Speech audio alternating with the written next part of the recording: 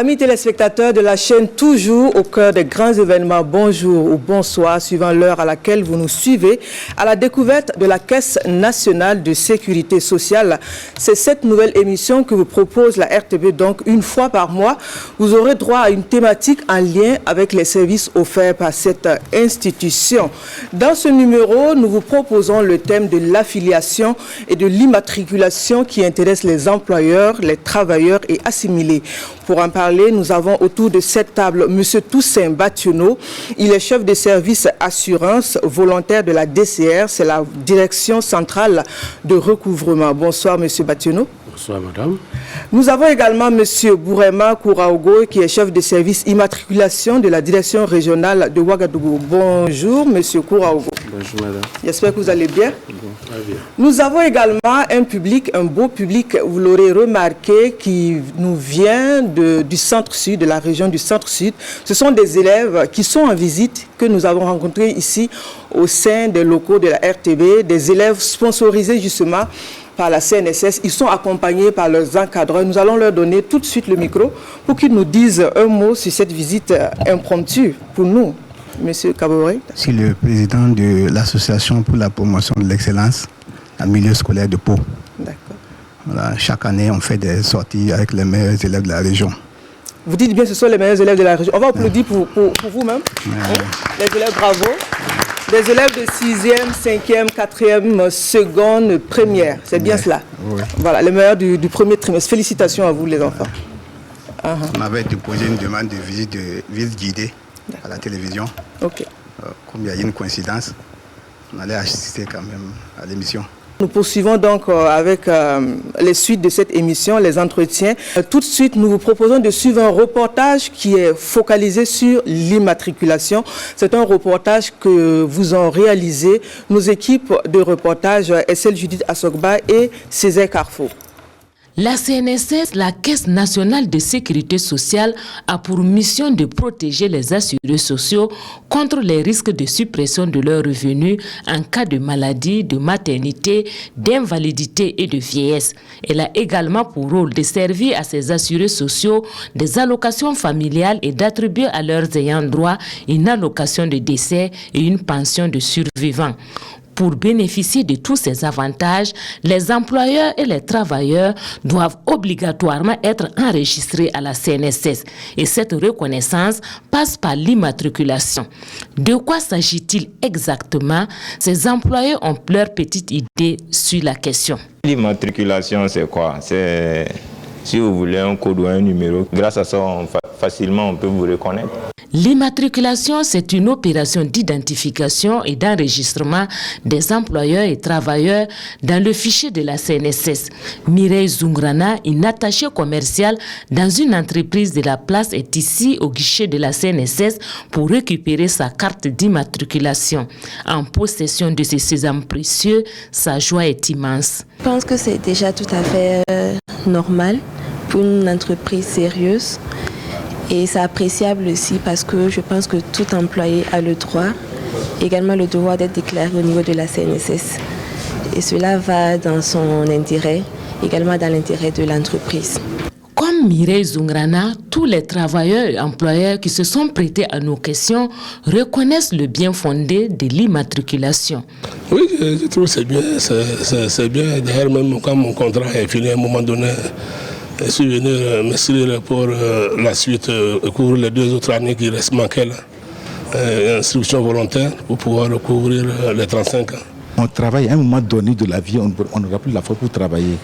Et on doit toujours vivre sur cette terre. Tu vas manger quoi si tu n'as pas cotisé? Donc on s'est mis prévoyance sociale, on prévoit le futur. L'immatriculation des employeurs en tant qu'individus ou personnes morales se déroule ici à la maison de l'entreprise à travers le CEFOR, le Centre de formalité des entreprises, un des partenaires de la CNSS. Le CEFOR, c'est un guichet unique qui a été créé pour faciliter, simplifier les procédures liées à la création des entreprises. On a pour mission de faciliter la création en regroupant en un seul lieu des partenaires, toutes les administrations concernées qui interviennent dans la formalité de création d'entreprise. Et la CNSS est là avec nous pour faciliter l'immatriculation des entreprises, notamment des employeurs. Nous sommes sur un même site, essayer d'avoir un interfaçage sur les différentes bases de données. Donc le travail devient plus fluide et plus facile. Travailleurs et employeurs saluent ici les initiatives que la CNSS entreprend en faveur de ses assurés sociaux, mais souhaitent que les prestations offertes soient améliorées. Pendant que l'employeur vient verser, souvent il arrive que tu arrives, on tire la situation, tu as des cases vides qui ne sont pas complétées. Tu cherches à comprendre. Alors, est-ce que c'est la faute de l'employeur ou bien c'est au niveau de la caisse? Alors, d'abord, tu dis, c'est l'employeur, est-ce que tu as des bulletins? Mais vous avez les documents qui saisissent une base de données fiable. S'il faut encore l'employeur qui doit courir avec des bulletins de droite à gauche pour voir est-ce qu'il a payé, non. Et dans ce moment, alors, ils continuent toujours à fouiller. Ils ont allé trouver effectivement, c'est payé, mais bon, ils n'ont pas rincé toutes les cases qu'il fallait, quoi. Des préoccupations et suggestions que la CNSS envisage intégrer dans sa nouvelle politique dans l'optique de satisfaire davantage ses assurés sociaux. Voilà, c'était donc un reportage sur l'immatriculation, un reportage réalisé par SL Judith Aksoba et Césaire Carrefour. Donc nous revenons sur ce plateau avec nos invités. On va tout de suite aller sur la définition de l'immatriculation puisque c'est de ce sujet qu'il a été abondamment question dans le reportage qui vient de passer. Qu'est-ce que l'immatriculation? On va aller sur une définition précise de ce terme-là. Qui veut prendre la parole? Merci Madame Tuina. Vous allez nous permettre, au nom du directeur général de la Caisse nationale de sécurité sociale, de remercier la RTB, de nous prêter son canal pour nous adresser à nos partenaires sociaux que sont les employeurs et les travailleurs. Alors, avant d'aborder la question que vous nous posiez, nous aimerions clarifier certaines notions qui reviennent de façon récurrente et qui vont revenir au cours de nos entretiens pour fixer nos téléspectateurs par rapport au sujet dont nous allons parler. Et je pense que pour ça, je vais passer la parole à mon collègue, Monsieur Kourago. Merci. Je joins ma parole à M. Batonnet pour dire merci à la RTB et merci aussi à la Direction générale pour l'effort de communication sur les missions et les activités de la CNSS. Et effectivement, c'est un plaisir pour nous de nous retrouver sur la chaîne du plaisir partagé et pour communiquer effectivement sur l'affiliation et puis l'immatriculation. Pour ce faire, ce sont des termes assujettissement, affiliation, immatriculation, c'est des termes voisins et qui se confondent souvent. Donc dans l'ouvrage L'AMI social, techniquement nous avons les définitions, mais de façon très simple au public, les téléspectateurs, nous allons définir ça très simplement. Et l'assujettissement peut se définir comme un ensemble de conditions, de faits, de droits qui place une personne dans un champ de loi et qui implique son attachement à un régime de sécurité sociale. Parce qu'ici, je parle de régime de sécurité sociale parce qu'au niveau des impôts aussi, il y a le cas aussi de l'assujettissement, l'affiliation et l'immatriculation. Donc aujourd'hui, nous parlons de la sécurité sociale. Donc c'est la reconnaissance d'un statut de qualité d'assuré social ou d'employeur à l'égard de ce régime de sécurité sociale. Donc ça, c'est l'assujettissement. Donc en termes d'immatriculation, très simplement, c'est l'opération qui consiste à attribuer un numéro, un identifiant à l'employeur ou au travailleur. Et ce numéro, par exemple, au niveau du travail, est définitif pour toute sa carrière. Et au niveau de l'employeur aussi, ce numéro lui permet de faire des versements sur ce compte et d'immatriculer ses travailleurs sur ce compte. Donc c'est l'identification par l'attribution d'un numéro. D'accord. Monsieur Bationnet veut compléter cette définition sur l'immatriculation? Non, je crois qu'il a bien défini le terme. D'accord. D'accord. Et qu'est-ce qu'il faut entendre par le terme employeur? Parce que vous l'avez employé dans votre définition. Quel est l'encadrement juridique qu'il y a derrière ce terme? Ok. Et selon le Code du travail, l'employeur est défini comme toute personne physique ou morale, publique ou privée, qui occupe un ou deux travailleurs, au moins un travailleur dans son entreprise. Et ces travailleurs sont définis par rapport aux dispositions du Code du travail. Voilà. Monsieur Bationnet? Oui, c'est l'employeur, comme il a dit, c'est toute personne physique ou morale, publique ou privée, qui emploie au moins un travailleur. cela suffit à lui conférer la qualité d'employeur. Donc, à partir du moment où quelqu'un emploie un travailleur, voilà. il est considéré comme employeur. D'office. Et il est obligé, au terme de la loi, de se déclarer à la CNSS, de s'affilier, de déclarer ses travailleurs. Il faut préciser ici que le travailleur est régi par les dispositions du Code du travail. Et on va revenir là-dessus lorsqu'on va définir. Pour faciliter la compréhension pour les téléspectateurs, est-ce que quelqu'un qui emploie un domestique, on va le dire comme ça en griffe, est-ce que cette personne est considérée comme employeur? Bien entendu. On a dit toute personne physique ou morale, publique ou privée, qui emploie au moins un travailleur. Le domestique est un employé. Alors, peut-être dans le développement, nous allons arriver, et je crois que dans votre déroulé, on a vu une question qui va nous permettre de répondre de façon précise à cette question.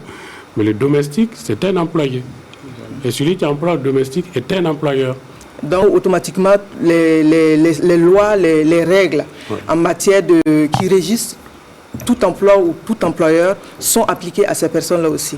On va peut-être vous donner la définition de travailleur pour vous permettre de comprendre un peu la notion de travailleur-employeur. On peut y aller, M. Voilà. Le travailleur, c'est toute personne qui s'engage à mettre son activité professionnelle au service d'une autre personne publique ou privée dénommée employeur. Donc, dès lors que vous vous engagez au service de quelqu'un à donner votre activité professionnelle, moyennant rémunération, vous êtes un travailleur. Voilà. Et donc, le domestique qui se met au service de quelqu'un, moyennant rémunération, est un travailleur au sens de la loi. D'accord. Voilà. Alors, on a grosso modo déjà abordé le terme, les types d'employeurs. Quels sont les types d'employeurs qu'on rencontre dans ce cas? Les types d'employeurs, je crois que... Monsieur Kouraogo. Bon, les différents types d'employeurs, nous avons la catégorie du régime général. Et ça regroupe par les employeurs qui ont une activité généraliste de revenus. Nous avons l'État, les coopératives, les associations. Voilà, ça c'est le régime E. L'autre catégorie, c'est les gens de maison, comme vous avez parlé tantôt. C'est-à-dire le personnel du soutien de maison, les chauffeurs, ainsi de suite. Et la dernière catégorie, c'est l'assurance volontaire. Et cette catégorie regroupe les indépendants, travailleurs indépendants, les professions libérales. On va revenir là-dessus, en plus en détail. Donc nous avons 3 types de catégories. Le régime G, général E, qui recoupe l'ensemble des activités génératives de revenus, et l'État et ses démembrements, les coopératives, ainsi de suite. Voilà. Et ce régime est encore plus gros. Voilà, il regroupe peut-être autour de 80, 95 et 90% de l'effectif. D'accord. Voilà. Dû peut-être à la facilité pour remplir les conditions, ou à quoi est-ce que cela est dû? Non, cette catégorie, en fait, c'est de la nature. Et les gens de maison, ils ne sont pas nombreux. C'est ceux qui emploient du domestique, chez le personnel domestique. L'assurance volontaire, ils ne sont pas nombreux. Mais le reste rentre dans cette catégorie. Voilà. D'accord. Alors, on va aller directement sur les termes affiliation et immatriculation. Quelles sont les bases juridiques qui encadrent ces deux termes-là? L'assujettissement, c'est comme défini par un certain nombre de conditions définies par les faits de droit qui placent une personne dans une loi donnée et qui implique son attachement à un régime de sécurité sociale. Donc, c'est la reconnaissance de son statut d'employeur ou d'assuré social. Ça, c'est l'assujettissement. Maintenant, l'affiliation, c'est le rattachement de cet employeur et du travailleur à un régime de sécurité sociale. Et de par ses obligations et ses droits, déjà il est reconnu dans ce sens. Vous voulez compléter? Alors lui, il a défini un peu les notions. Voilà. Maintenant, les bases juridiques qui fondent l'immatriculation des employeurs et des travailleurs. Pour ce qui concerne les employeurs, vous allez aller chercher dans l'article 8 de la loi 004 concernant, tu parles du régime de sécurité sociale applicable au travail assimilé au Burkina Faso, et l'article 1 de son arrêté d'application. Ce sont les bases juridiques qui fondent l'immatriculation des employeurs. Pour ce qui concerne les travailleurs, c'est toujours l'article 4 de la même loi précitée et l'article 4 de l'arrêté d'application 2008 qui fondent également les bases juridiques de l'immatriculation des travailleurs. Vous pouvez citer l'article? L'article 4 là. Oui, oui. Alors l'article 4 dit « sont assujettis au régime de sécurité sociale institué par la présente loi tous les travailleurs soumis aux dispositions du Code du travail, sans aucune distinction de race, de nationalité, de sexe et d'origine, lorsqu'ils sont occupés en ordre principal sur le territoire national pour le compte d'un ou plusieurs employeurs, nonobstant la nature, la forme, la validité du contrat et la nature, le montant de la rémunération. Alors quand vous voyez ça, tout ce qui est ramassé dans ce paragraphe fait qu'aucun travailleur ne peut échapper aux dispositions de la loi tant qu'il est occupé sur le territoire burkinabé. Voilà.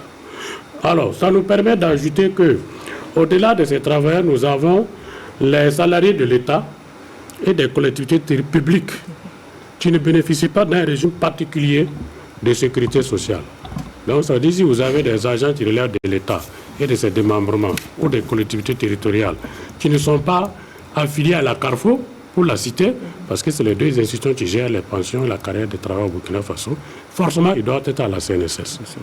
Voilà. À côté de ça, vous avez les élèves et étudiants des centres de formation, des centres et écoles professionnelles qui sont assimilés à des travailleurs. Alors, les élèves et étudiants des centres de formation professionnelle, vous avez les apprentis, vous avez les stagiaires et vous avez les volontaires nationaux qui sont des travailleurs assimilés. Et maintenant, il y a une dernière catégorie de travailleurs qu'on peut dire assimilés, qui sont les travailleurs que la loi définit à l'article 5. À son article 5, qui dit que, outre les travailleurs définis à l'article 5, la couverture du régime peut être élargie pour certaines branches à une catégorie de travailleurs. Et ces travailleurs-là, c'est les travailleurs indépendants qu'on retrouve dans tous les secteurs d'activité. Vous avez par exemple les chefs d'entreprise, les propriétaires d'hôtels, vous avez les artisans, vous avez la grande masse de ceux qui opèrent dans le secteur informel pour leur propre compte. Voilà la dernière catégorie de travailleurs qu'on peut assimiler au travail et pour lesquels ils ont la possibilité de venir à la CNSS, mais pour la branche assurance volontaire.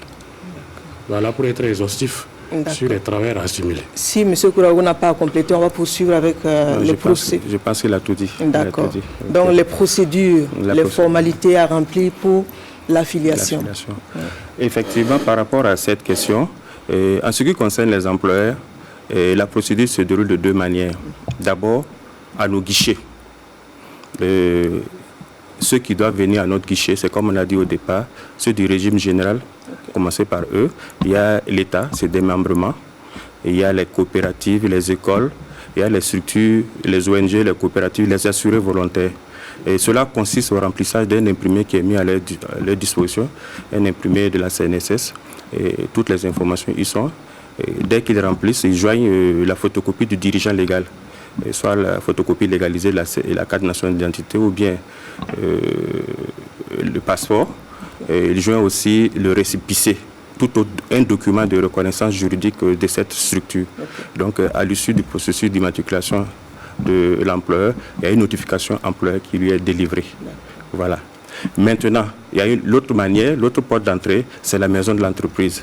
Madame Kielem, voilà tout à l'heure. Effectivement, ce guichet a été créé par la maison de l'entreprise. C'est un guichet unique du centre de formalité des entreprises. Et c'est comme elle a dit, c'est pour faciliter la création de l'entreprise en un temps record. Et à ce niveau, c'est 24 heures. Donc, il y a 4 institutions qui animent cette structure. Il y a la CNSS, il y a le tribunal du commerce, la direction générale du commerce et il y a la DGI, la direction générale des impôts. Donc, ils travaillent sur une plateforme. Et il y a un conseiller CFOA qui est au front-off. Dès qu'il reçoit les demandes d'immatriculation, il y a un formulaire spécial qui est rempli pour toutes les 4 institutions. Donc, à l'issue du processus, et sur la base de la plateforme, il y a un numéro qui est attribué au promoteur. À ce niveau, on parle de promoteur parce qu'il n'engage pas, il n'emploie pas de travailleurs. Voilà, donc à ce niveau, une fois que le processus est fini, la caisse délivre un numéro, ce qu'on appelle un numéro promoteur, et qui n'a pas vraiment de qualité, qui ne donne pas de la qualité d'un employeur au promoteur, tant qu'il n'a pas encore déclaré quelqu'un. Et cela se termine par effectivement la notification employeur et promoteur plutôt qu'il ne garde pas devant lui. Et dès qu'il aura un travailleur à déclarer, il se présente maintenant au guichet de la CNSS pour l'activation de son numéro promoteur et sur place, automatiquement, il a le statut d'employeur parce qu'il a un travailleur déclaré avec lui. Donc, dans les deux sens, il y a une notification qui est qui est produite à la fin. Ah, oui. D'accord. Monsieur Bationo, vous voulez dire un mot là-dessus? Moi, je vais peut-être parler également de la procédure pour les travailleurs. Lui, il a parlé de la procédure pour les employeurs. La procédure pour les travailleurs se déroule essentiellement à nos guichets, contrairement aux employeurs dont une partie relève des guichets uniques de CEFOR. Et pour les travailleurs, tout se passe au sein de la CNSS. Et ça concerne deux types. Pour les travailleurs qui n'ont jamais été immatriculés à nos guichets, eux, ils doivent adresser une demande qu'on appelle demande d'immatriculation travailleur, qui est un imprimé CNSS, qu'ils remplissent, qu'ils adressent au directeur général de la CNSS, auquel imprimé ils vont annexer un extrait de date de naissance ou une photocopie légalisée très lisible de l'acte de naissance ou jugement supplétif et une photocopie simple de la pièce d'identité ou du passeport. Voilà les pièces pour nous permettre d'immatriculer un travailleur qui n'a jamais été répertorié chez nous. Mais pour les travailleurs qui ont déjà des numéros et qui changent d'employeur, ce dernier employeur remplit ce qu'on appelle un bulletin d'entrée, qui est également un imprimé de la CNSS pour nous faire constater qu'un nouveau travail vient d'intégrer ses effectifs. Mais avec le même numéro d'immatriculation, parce avec que le vous même l'avez dit, numéro ça ne change et de l'employeur et du travail qui ne change pas. Qui ne change pas. Voilà. D'accord. Voilà. On n'a pas parlé des délais pour les deux procédures, pour chacune des deux procédures. En ce qui concerne l'employeur, c'est de 1 jour, 24 heures. Au niveau du CEFOR, effectivement, le gouvernement a pris l'engagement de faciliter la création de l'entreprise en 24 heures. Donc nous allions à ce niveau aussi. Tant au niveau du CEFOR qu'en interne, où on immatricule les autres catégories. Donc on se donne 1 jour de délai pour faire savoir à l'employeur qu'il est immatriculé et qu'il dispose de sa notification. Est-ce que c'est un délai qui est vraiment respecté? C'est très respecté. Pour ça, c'est respecté. Maintenant, ce qui concerne les travailleurs, de la date de réception du dossier, bien rempli, bien vérifié, ça fait 1 mois. Un délai de 1 mois de la saisie, de la réception à la vérification à la saisie et à l'édition de la carte. Tout à fait. Voilà. Mais au moins, au bout de quelques jours, 1 semaine à 2 semaines, si l'employeur a besoin ou le travail a besoin du numéro, il peut passer, il peut l'avoir. En attendant que le processus termine par l'édition de la carte. Il faut dire que la carte est un document minuscule, rose. Et le numéro que nous communiquons à l'employeur, c'est un numéro définitif et il doit garder la carte sur lui jusqu'à sa retraite. Parce même quand il change d'employeur. Oui, c'est le même numéro qu'il utilise, mais la carte est très importante. Il faut que le travail conserve bien cette carte parce que cette carte doit être remise à la liquidation du dossier. Qu'est-ce qui justifie la différence de temps, de délai entre les deux procédures? 1 jour pour l'un et 2 à 4 semaines pour l'autre. Bon, au niveau de l'employeur, ce n'est pas aussi compliqué. Dès qu'il dispose de son registre du commerce, et comme c'est une plateforme de l'autre côté, même à notre sein, une fois que ces documents sont faits, le problème ne se pose pas. La vérification entre les agents, ça ne prend pas du temps. Ça, c'est dans le manuel de procédure. Mais en ce qui concerne le travail, on a besoin de vérification parce que sachez qu'il y a beaucoup d'homonymes. D'homonymes parfaits. D'accord. Voilà, donc il y a l'affiliation aussi, il y a des vérifications à faire sur la nature même des actes de naissance. N'oubliez pas aussi qu'il y a la fraude qui est là. Donc tout ce temps est vraiment chronométré. D'abord la saisie, la vérification, il y a quelqu'un qui vérifie. Après on vérifie, si dans l'ensemble toute la procédure est respectée, il n'y a pas d'erreur, on passe maintenant à la validation et à l'édition des cartes. Et une fois que la carte est éditée, il y a le dispatching qui est là par employeur et nous envoyons par colis aux employeurs. Donc on se dit 1 mois. C'est raisonnable. Voilà. Et quel est le cas pour ce qui concerne les transporteurs routiers, le cas spécifique des transporteurs routiers? Oui, je pense que pour compléter ce qu'il dit par rapport au délai de traitement des dossiers des travailleurs, il faut dire qu'en termes de volume, ce n'est pas le même volume qu'on reçoit en tant que pour les employeurs que pour le nombre de demandes. Pour les travailleurs, c'est beaucoup plus élevé. On a plus de travailleurs que d'employeurs. Quand un employeur seul peut nous envoyer 100, 200 travailleurs, voire plus, ce n'est pas le même volume. Voilà ce que je voulais ajouter. Ça aussi, effectivement, quand je prends le cas des mines, n'oubliez pas qu'aujourd'hui, le Burkina Faso a des structures qui emploient vraiment beaucoup de monde. Par exemple, les structures intérimaires de placement de personnes. Donc par jour, on peut recevoir entre 50 et 200, souvent même 500. Voilà. Et il faut répartir ça à un personnel vraiment qui se déroule pour le travail. Voilà. Et pour éviter les erreurs, il nous faut quand même le temps. Parce que dès qu'on force une immatriculation, c'est une exigence juridique qu'on a créée. Absolument. Et si on s'amuse, c'est des évasions de cotisation. Voilà, donc il faut s'assurer que toutes les opérations sont bien vérifiées, saisies, voilà, avant de procéder à la validation. Dans le cas spécifique des transporteurs routiers. Bon, pour le cas spécifique des transporteurs routiers, il faut reconnaître qu'ils sont dans la grande catégorie de ce que nous appelons employeurs, pour ce qui concerne les patrons des transporteurs, et travailleurs pour les employés que sont les chauffeurs. Dans le principe, il n'y a pas de distinction. Ils sont des employeurs et des travailleurs au même titre. Par conséquent, ils devaient être traités de la même manière que mon collègue vient d'expliquer tout à l'heure. Mais il se trouve que la nature même de l'activité de transporteur au Burkina est très difficile à cerner par les acteurs eux-mêmes. Encore moins par nous, à la CNSS. Et on va vous expliquer pourquoi. Il arrive que de temps en temps, vous voyez qu'il y a des équipes de la CNSS qui bloquent les axes routiers pour dire, bon, il y a un contrôle des transporteurs routiers. Absolument. Alors, dans les normes, on devait les attendre dans nos bureaux comme les autres. Mais l'activité est telle que le transporteur, certains viennent nous dire qu'ils ne maîtrisent pas les effectifs. D'où nous sommes obligés de nous adapter. De temps en temps de sortir pour vérifier. De sorties de vérification. Voilà, de sorties de vérification. Voilà ce que je peux dire grosso modo pour ce qui concerne le cas des transporteurs routiers. Mais nous travaillons de concert à les structures fêtières de ces structures-là, qui sont aujourd'hui très soucieux de l'image de marque de leur activité. Ils ont beaucoup, aujourd'hui nous avons beaucoup de transporteurs qui sont des transporteurs qui sont des professionnels. Qui veulent se conformer à la loi. Et qui n'attendent plus que la caisse offre pour venir. Voilà ce que je peux dire. Je ne sais pas si mon collègue peut ajouter. Je pense que l'importance de ces opérations de contrôle routier vraiment porte actuellement fruit. Parce que depuis une dizaine d'années, régulièrement, plus d'une dizaine d'années, effectivement, on est sur le terrain pour le contrôle de cette catégorie. Et effectivement, c'est un monde qui fluctue. Les employés, le mouvement est tellement énorme qu'il y a quand même des plaintes. Donc, depuis nos sorties, on voit qu'il y a une tendance à la baisse des nouveaux travailleurs déclarés. Et ça, c'est vraiment à l'actif, non seulement du syndicat des travailleurs aussi, qui fait un travail de sensibilisation.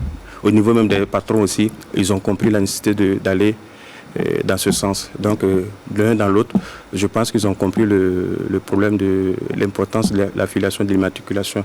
Donc, à ce niveau, le problème commence à se résorber. D'accord. On va aller maintenant sur les sanctions prévues par la loi en cas de non-respect des règles. On va aller sur le cas de l'employeur pour le moment. Peut-être qu'avant de parler des sanctions, il faut peut-être qu'on parle des obligations. Ils ont enfreint quoi avant que la sanction ne vienne? Voilà, si vous permettez.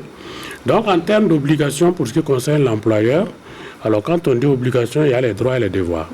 Alors, donc, pour un employeur, son droit à sa qualité d'employé à la CNSS, c'est d'abord le droit à l'information. Il a droit à l'information. En termes d'information, nous mettons un peu dedans la traçabilité de toutes ces opérations qu'il fait dans nos livres, relativement à ses effectifs qu'il déclare, relativement à ses cotisations qu'il déclare qu'il paye. Alors, il a droit à la délivrance de certains documents administratifs qui vont lui permettre d'aller concurrencer les autres qui sont dans son domaine d'activité à l'occasion des appels d'offres, ainsi de suite. Nous avons des documents chez nous qu'on appelle des situations d'attestation cotisante. Attestation de situation cotisante. Crédit. Nous avons des visas de liste. L'employeur veut prouver à ses vis-à-vis qu'il est crédible, qu'il a règle. Voilà les travailleurs que j'ai dans mon portefeuille et la caisse atteste. Donc il a droit à ce que la caisse vise cette liste-là. Il a droit à ce qu'on appelle chez nous des bulletins de présence. Ces bulletins de présence-là, il les remet à ses travailleurs pour attester que le travailleur, durant telle période, a été présent dans son entreprise. Et ça permet aux travailleurs d'aller toucher ses allocations familiales à nos guichets. Ça, ce qui concerne les droits. Pour les devoirs, la première obligation de l'employeur, c'est de s'affilier. Dès qu'il a la qualité d'employeur, c'est de s'affilier à notre régime de sécurité sociale. La deuxième, c'est de déclarer ses travailleurs. La troisième, c'est de précompter la part du travailleur à l'occasion de la paye. Parce que la loi lui fait obligation de payer les cotisations à des périodes données. Et ces cotisations se composent en part travailleur et en part employeur. Et la loi confère à l'employeur l'obligation de retenir la part du travailleur. S'il ne retient pas, c'est lui qui va payer. C'est ce que la loi dit. Le travailleur n'a pas à s'opposer. à cette retenue. Donc, il a l'obligation d'opérer cette retenue et enfin, il a l'obligation de venir payer ces cotisations-là par patronal, par ouvrière, à terme échu.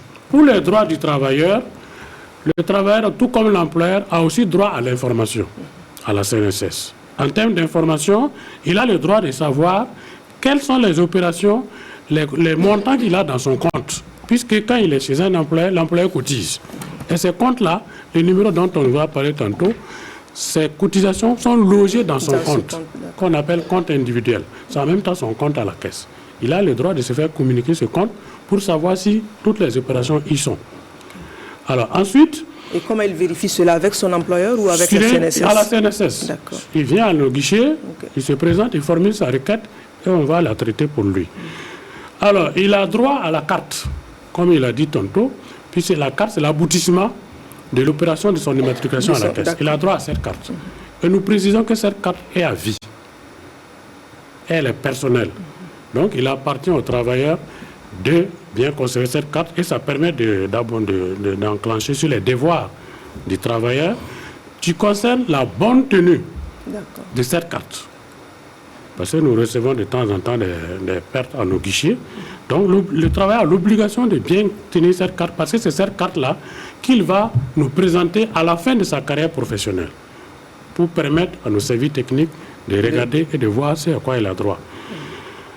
Et il a également l'obligation de garder tout ce qui est relatif à sa carrière, notamment les contrats de travail, les bulletins de paie. On a vu dans le reportage quelqu'un qui se plaignait que tout est censé être à la CNSS. Oui, on lui demande. Et après, oui. Voilà, qu'il sache que le partage d'informations, l'information peut se faire à un moment donné. C'est pourquoi quand on dit aux travailleurs que la retraite se prépare dès le premier jour de service, c'est très important qu'ils le notent. Tous les documents qu'ils reçoivent, ils doivent bien les garder. Voilà ce qui concerne les obligations des travailleurs et des employeurs. Je ne sais pas si lui, la question a ajouté. Je pense que tu as presque tout dit. Voilà. D'accord, donc on peut enchaîner avec les sanctions maintenant en cas de non-respect des règles pour le cas de l'employeur pour le moment. Bon, en ce qui concerne les sanctions, elles sont de deux ordres. Il y a les sanctions civiles et les sanctions pénales. En termes civils, lorsque un employeur d'abord ne déclare pas ses travailleurs, déjà c'est une sanction. Il y a des pénalités pour non-déclaration. Voilà. Il y a aussi les pénalités pour non-dépôt, production des déclarations de salaire. Ça, quand on va arriver dans le volet cotisation sociale dans une autre émission, ils vont vous parler de cela. Donc, maintenant, à partir du moment où le travailleur est immatriculé, l'employeur a l'obligation de déposer à terme échu les déclarations de salaire, comme je parlais tantôt. Et si à terme échu, cela n'est pas respecté, selon les délais d'exigibilité, il y a des majorations de retard qui tombent. Donc j'explique par détour que pour les employeurs qui emploient moins de 20 travailleurs jusqu'à 19, 1 à 19, ils ont 3 mois pour produire la déclaration des salaires et de les payer en même temps. Donc au-delà de ces 3 mois, puisqu'il y a un mois de délai de grâce après le trimestre référentiel, une fois que cela n'est pas fait, il y a des pénalités qui courent, qui sont le taux est de 1,5% par mois aux fractions de mois de retard. Donc c'est appliqué à autant de mois de retard. Donc au niveau aussi des pénalités, il y a aussi des pénalités sur le taux qui est fixé. Mais nous avons le cas des taxations d'office. Et là, il y en a plusieurs cas. Lorsque, par exemple, les structures de contrôle se déplacent auprès d'un employeur pour pouvoir disposer des informations parce qu'il est en retard ou bien pour faute, lorsqu'il y a un obstacle d'office, la CNSS, de par les textes, le contrôleur est habilité à disposer des données. Qu'est-ce que vous appelez obstacle? Obstacle, par exemple, il refuse de communiquer les données, carrément. Ou bien il se fait absent. Mais à un moment donné, les textes permettent à l'agent de contrôle d'appliquer sur une base de données, des salaires, une majoration de 25% de cette masse salariale. Donc cela est imputé sur le compte jusqu'à ce que l'employeur, s'il a des preuves contraires, vienne contester et on prend ça en compte. Donc c'est des moyens civils qui permettent vraiment de réprimander cette catégorie de sanctions. Maintenant au niveau pénal, il y a aussi qu'au-delà de tout ça, il y a des amendes pour fausse déclaration, et ainsi de suite. Et les textes prévoient aussi ces amendes. Mais il y a aussi l'emprisonnement pour les récidivistes. Les récidivistes, voilà. Donc, mais au niveau de la CNSS, c'est rarement appliqué, puisqu'il y a toujours cette conciliation qui se passe. C'est vrai qu'on a des contestations au tribunal aussi, mais toujours à un moment donné, il y a un résultat qui est fait. Donc au niveau des sanctions, je peux dire cela, si mon collègue a quelque chose à ajouter, puis ajouter. Sur l'employeur. Oui, je crois que c'est l'essentiel, puisque c'est des dispositions légales impératives qu'il faut respecter. Et comme toute loi, quand vous allez contre cette loi, vous vous exposez à des sanctions. Et donc, il y a deux grandes catégories de sanctions, comme il a dit, les sanctions civiles, les pensions pénales. Tu peux aller jusqu'à l'emprisonnement. Et comme il a dit, au niveau de la CNSS, jouant sur le terrain social, gérant la carrière d'individus et d'activités économiques, si vous prenez un chef d'entreprise que vous l'enfermez parce qu'il n'a pas respecté ses obligations, vous mettez en péril même l'activité. Alors, si bien que, comme il a dit, il y a toujours un terrain d'entente sur lequel on se retrouve pour pérenniser l'emploi et pour sauvegarder aussi la carrière des travailleurs. De cette Alors, il faut que les employeurs aussi comprennent que l'activité qu'ils ont créée là, c'est devenu un carrefour d'intérêt. Oui, il n'y a pas que seul intérêt. Il doit tenir compte de l'intérêt des travailleurs, de l'intérêt de tout ce qui gravite autour de l'entreprise. Voilà ce que je voulais ajouter. D'accord. Donc, on va aller avec les sanctions prévues pour le travailleur. Le travailleur est moins exposé, étant donné que la loi dispose que c'est l'employeur, qui a la responsabilité d'abord de le déclarer, ensuite de précompter sa part à l'occasion de la paie. Voilà. Seulement la loi dit que le travailleur qui s'oppose au fait que son employeur retienne sa part pour le déclarer, ou bien s'il refuse que son employeur le déclare à la CNSS, peut être un motif légitime de son licenciement. D'accord. Parce que là, il expose son employeur. D'accord. Voilà. Mais pour le cas où il est déclaré et l'employeur a rempli à toutes les règles en ce qui concerne l'immatriculation et que, par exemple, le travailleur n'est pas présent à son poste ou est source de désordre ou de démobilisation, voilà. Est-ce qu'il y a des sanctions qui sont prévues dans ce cas? Moi, je pense que ça relève du Code du travail. Et c'est de la compétence de l'inspection du travail, la direction générale du travail, à apprécier toutes ces fautes professionnelles issues de les relations de travail. Voilà. Bon, chez nous, au niveau de la CNSS, c'est comme on a dit au départ, un travail, c'est quelqu'un qui met son activité professionnelle au service d'un employeur moyennant quelque chose. Donc c'est un contrat de travail qui les lie. Donc il a l'obligation de respecter. Une fois que ce contrat est là, il peut être verbal comme écrit. À partir de ce moment, l'employeur a l'obligation de déclarer son travailleur. Voilà. À la différence de l'assurance volontaire où il travaille pour son propre compte. Voilà, c'est différent. D'accord. Bon, nous avons rapidement effleuré le sujet, mais je vais vous demander de revenir plus en détail sur les avantages que confère l'affiliation. Vous excusez, est-ce que je peux un peu donner les statistiques? Absolument, vous pouvez. Voilà, parce qu'au départ, sinon en termes de statistiques, nous avons au total de la création de la CNSS au 31 décembre 2021, et au niveau des employeurs, un effectif affilié de 193 019 employeurs depuis le début à nos jours. Voilà, dans cette catégorie, le régime général, en tout cas, porte le gros lot de 161 000 affiliés. Vous avez parlé de 80-85%. Voilà. D'accord. Et les gens de maison, autour de 10 000. Et les assurés volontaires qui sont en train d'avoir un effectif crescendo de 21 000. Donc au total, nous avons autour de 193 000 employeurs affiliés depuis sa création au 31 décembre 2021. Maintenant, en ce qui concerne les travailleurs, au total, nous avons immatriculé au 31 décembre 2021 442 000. Donc il faut dire qu'en moyenne, il y a eu de nouveaux travailleurs de l'ordre de 20 000 qui s'immatriculent chaque année. Voilà, chez les employeurs, c'est autour de 10 000, l'évolution moyenne statistique. Donc, en termes de répartition, sur les 442 000 au niveau des travailleurs, les hommes représentent 334 000 et les femmes 108 000. Donc, on a beaucoup plus de femmes et d'hommes déclarés. D'accord. Et comment est-ce que vous appréciez ces chiffres? Est-ce que c'est satisfaisant? Ça vous convient en tant que la caisse chargée de recevoir toutes les affiliations, les immatriculations? Est-ce que vous êtes satisfait de ces chiffres-là? Bon, je pense que je passe sur le contrôle de nos autorités. Et quand on prend les chiffres de l'INSD, on dit qu'effectivement, la population qui est active. Et ceux qui sont déclarés au niveau des systèmes de prévoyance sociale, ce sont les 10%, de l'ordre de 10%. Vous voyez que le champ d'application n'est pas tellement exploité. Donc d'où l'application des textes qui met le contrôle en place pour effectivement aller sur le terrain et rechercher ses employeurs. Vous savez qu'aujourd'hui, il n'est pas facile pour un employeur d'aller déclarer ses travailleurs. C'est vrai que la maison de l'entreprise a mis un système de facilitation de création des entreprises. Effectivement, ça va crescendo. Mais de l'autre côté, dans la pratique, ils ne sont pas vraiment pressés de venir déclarer les travailleurs. Donc, ce qui fait que la caisse, de par les moyens que les textes leur confèrent, en tout cas, nos services de recouvrement sont à l'œuvre sur le terrain pour dénicher effectivement tous ces lots potentiels qu'on peut effectivement faire déclarer. Donc, on est sur ça. Voilà. Sinon, on n'est pas trop satisfait par rapport à ces effectifs. D'accord. Monsieur Bationneau. Alors, moi, je suis chargé de la promotion de l'assurance volontaire. Je sais qu'il y a une émission qui va venir là-dessus, mais ces chiffres m'interpellent. D'accord. À plus d'un titre.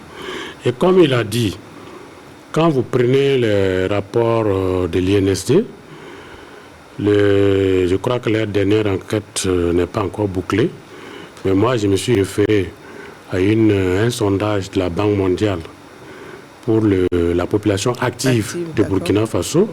En 2020, nous étions à 10 millions, la population active. C'est-à-dire que tous ceux qui produisent et qui contribuent au PIB de Burkina Faso, plus de 10 millions. Et quand vous regardez ces chiffres, vous voyez le gap que ça donne. Alors que la sécurité sociale est un droit pour tout individu. On n'a pas dit tout travailleur, on a dit tout individu. Tout individu. Tout à fait. Pour le simple fait qu'il soit né, il a droit à la protection sociale.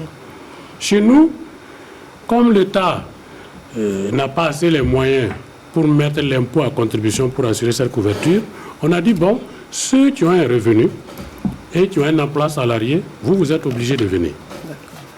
D'où, quand vous prenez les chiffres de la CNSS, vous regardez du côté de la Carrefour, qui a aussi un champ d'application personnel bien balisé, qui concerne les fonctionnaires, les magistrats, les militaires. Tout récemment, on vient d'ajouter la fonction publique hospitalière, les collectivités territoriales. Tout ce monde confondu, quand vous les ramenez, ils n'ont pas 500 000. Plus la CNSS, vous voyez que comme on est à moins de 10% absolument. De la population active.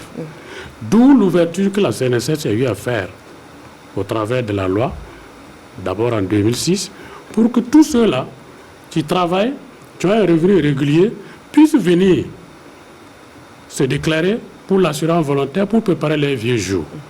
Voilà. Étant donné que ça peut permettre de résorber, et comme il a dit, les chiffres sont en train de monter petit à petit. Peut-être que par ce biais, et avec l'effet du contrôle, comme il a dit, on pourra aussi amener certains employés à venir déclarer les effectifs, à le faire pour permettre de relever ce défi-là. C'est vraiment grand à relever. D'accord. On va venir sur l'assurance volontaire, mais vous pouvez déjà partager, si vous avez des statistiques avec nous, on est intéressé de savoir.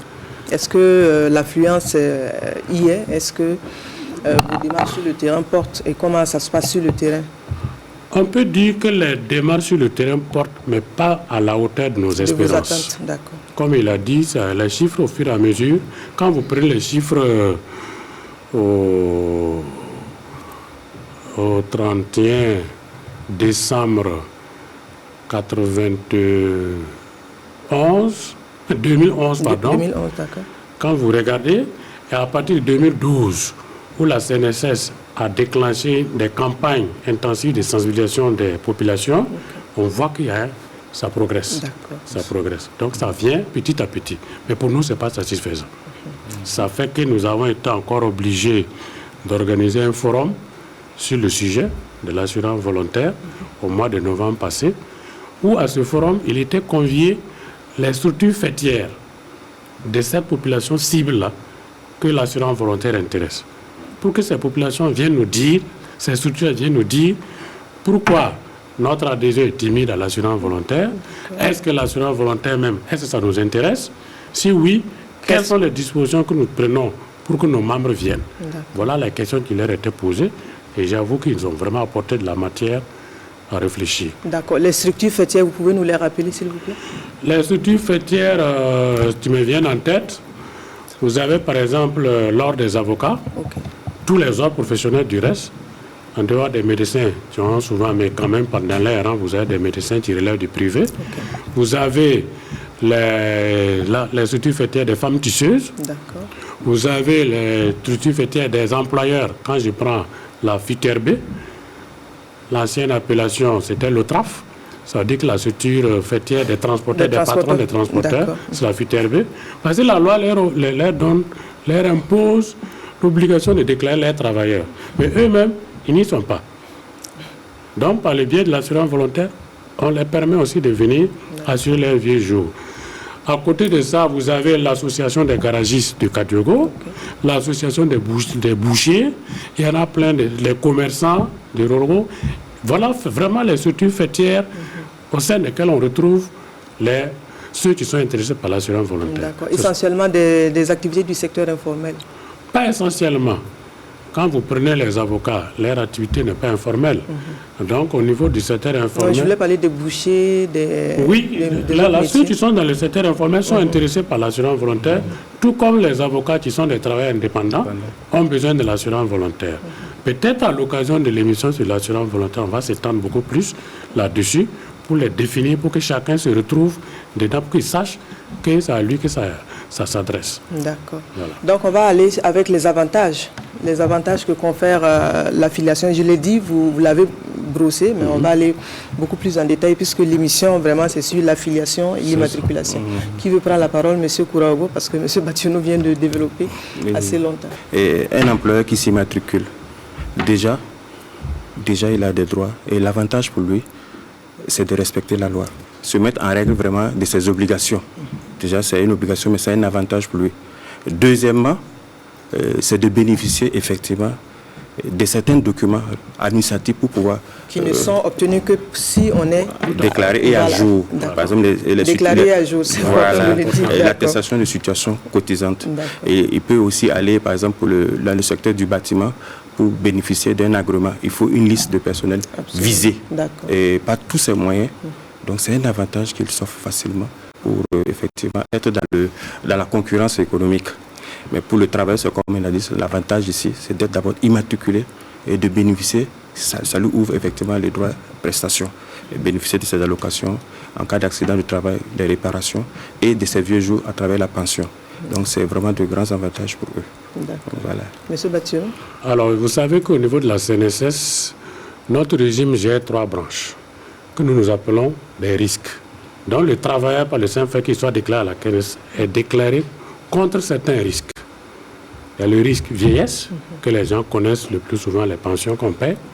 Vous avez le risque professionnel, dans lequel on met les accidents de travail et les maladies professionnelles.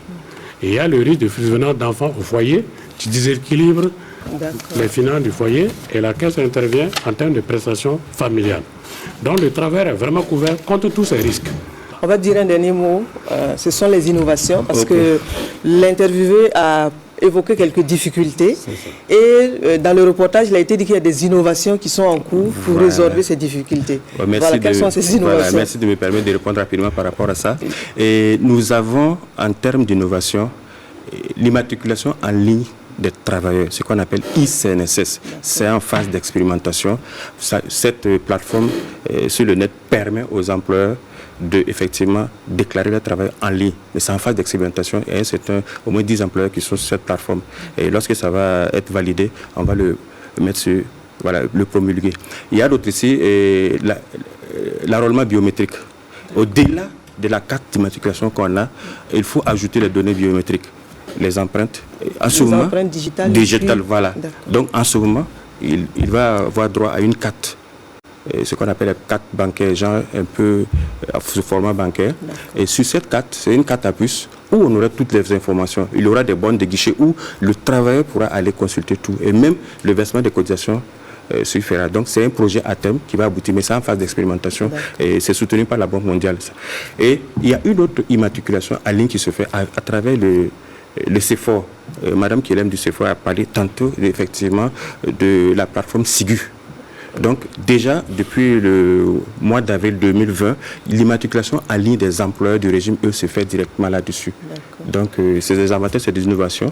Et nous sommes à l'heure du digital et personne vraiment ne doit être en reste sur ce plan. Donc, le SIGU, c'est le système intégré de gestion unique. Voilà la plateforme de traitement en ligne au niveau du CEFOR, le guichet unique de la maison d'entreprise. Voilà. Je vous remercie bien, M. Kouraogo. M. Bationo, est-ce que vous voulez dire un dernier mot par rapport à ça? C'est vraiment la fin de cette émission. Non, je pense qu'il a balayé la question. Peut-être si un dernier mot, c'est vous encore remercier votre personne et qui nous avait permis de nous entretenir et d'éclairer un peu la lanterne de nos partenaires sociaux et dire que nos guichets sont ouverts pour tous ceux qui ont encore des doutes, qui ont encore des préoccupations. Ils peuvent toujours passer dans nos guichets pour se renseigner par rapport à leurs préoccupations. Je vous remercie.